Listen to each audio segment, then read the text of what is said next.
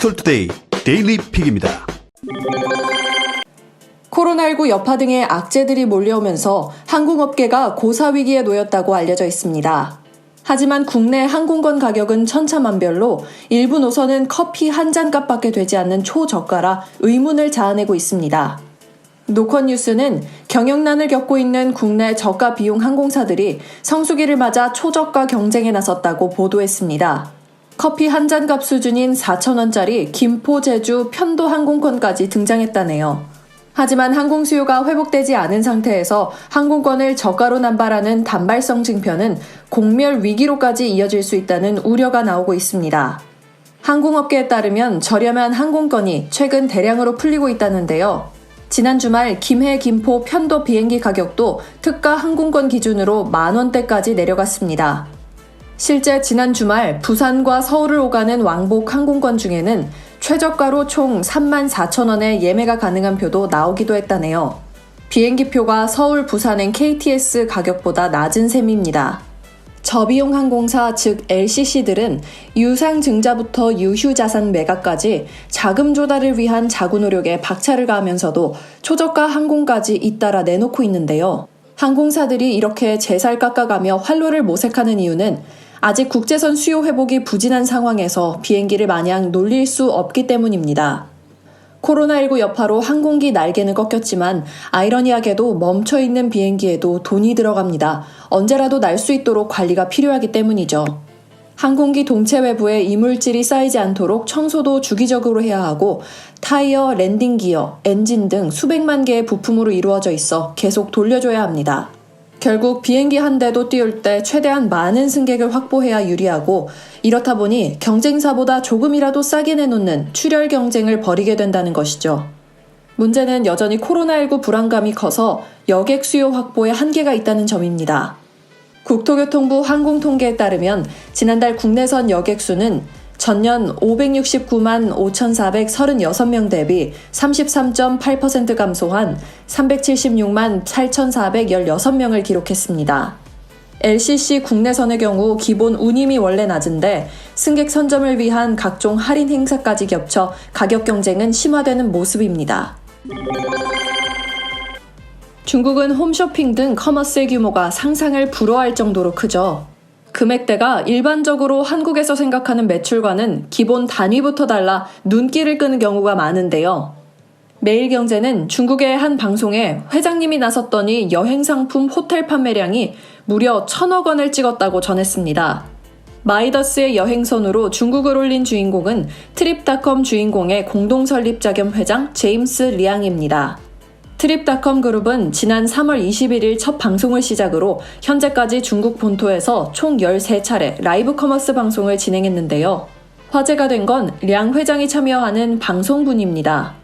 매주 수요일 한 곳의 도시를 선정해 해당 지역 내 호텔 숙박권, 패키지 등을 할인 판매하는 것이 테마인데요. 그런데 결과가 놀랍습니다.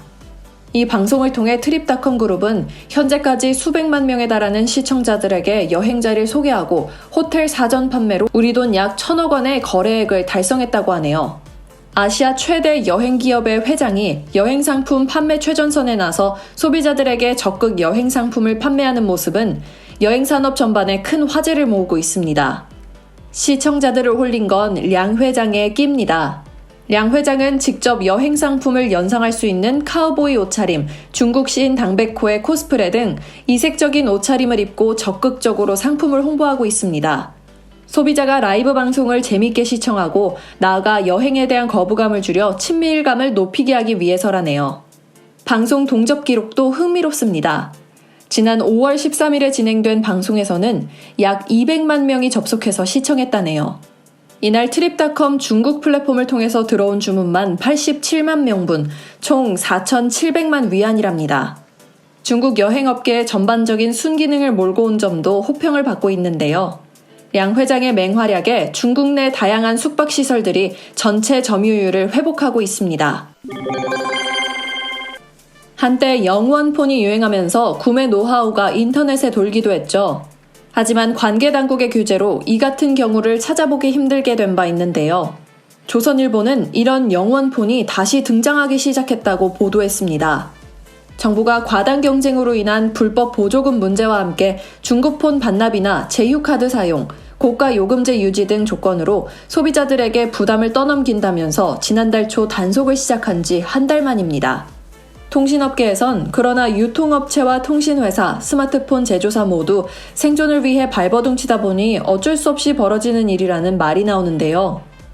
통신업계에 따르면 지난주부터 몇몇 휴대폰 중간 유통회사가 스마트폰 한 대당 통신회사의 공시 지원금보다도 많은 액수의 추가 보조금을 지급하고 있습니다. 이로 인해 삼성전자 갤럭시 S20과 노트 10, LG전자 벨벳폰과 듀얼 스크린을 끼워주는 V50폰 등이 일부 매장에서 영원폰으로 등장했습니다. 통신업계 관계자는 서울 용산과 테크노마트, 남부터미널에 근거를 둔 일부 휴대폰 매장과 같은 유통업체에 속한 휴대폰 판매업체가 대당 50만 원 이상의 보조금을 추가로 지급하는 것 같다고 말했습니다.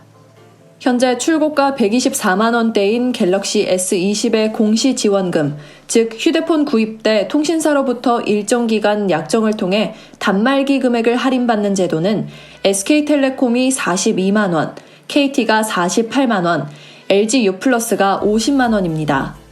여기에 유통업체가 주는 추가 보조금은 공시 지원금의 15%를 넘을 수 없습니다. 하지만 현재 중간 유통 단계에서 고가의 추가 보조금이 붙으면서 갤럭시 20의 소매점 가격은 계약 형태에 따라 10만에서 20만 원대까지 떨어진 것으로 알려졌습니다. 지난달에도 비슷한 현상이 벌어지면서 방송통신위원회는 KT와 SK텔레콤, LG U+ 등 각 통신회사에 구두 경고를 했었습니다. 방통위는 추가로 이달 말쯤 이들 통신회사에 700억에서 1,000억 원에 이르는 과징금을 부과할 것으로 전망되고 있습니다.